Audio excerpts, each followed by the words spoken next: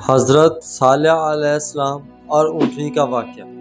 حضرت صالح علیہ السلام اللہ کے جلیل القدر پیغمبر تھے جنہیں اللہ تعالیٰ نے قوم سمود کی طرف ہدایت کے لیے بھیجا۔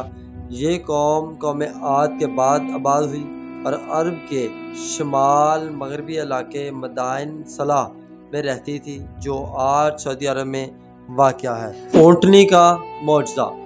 قوم سمود نے کہا، اگر واقعی تم سچے نبی ہو تو اس پہاڑ سے ایک زندہ اونٹنی نکالو جو نہایت ہی عظیم الحجم اور حامل ہو اور ہمارے سامنے ظاہر ہو۔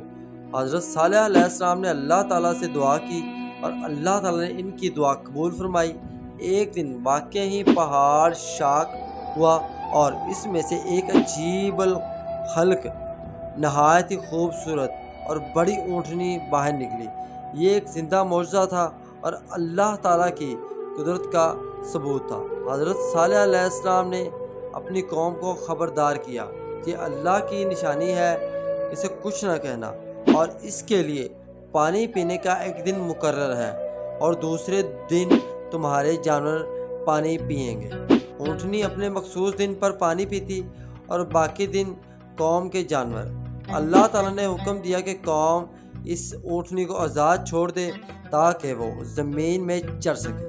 کچھ دن تک قوم نے اس قانون کو مانا، لیکن ان کے دلوں میں حسد اور تکبر پیدا ہو گیا۔ اونٹنی کو قتل کرنے کی سازش۔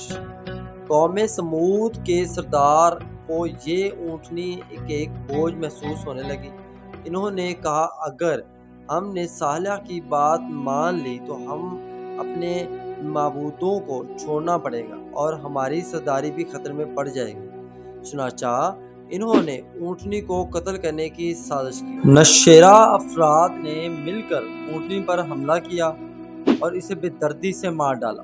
پھر فخر سے حضرت صالح علیہ السلام کے پاس آ کر کہا، ہم نے تمہاری اونٹنی کو قتل کر دیا ہے، اب لاؤ وہ عذاب جس کی تم ہمیں دھمکیاں دیتے تھے۔ عذاب الہی کا نزول۔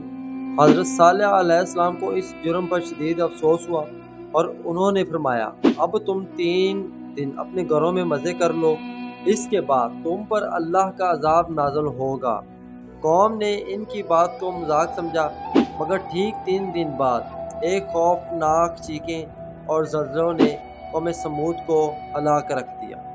ان کے محلات اور پہاڑ کے مکانات زمین بوس ہو گئے اور وہ سب کے سب عبرتناک انجام کو پہنچے۔ اللہ تعالیٰ نے حضرت صالح علیہ السلام اور ان کے ماننے والوں کو بچا لیا۔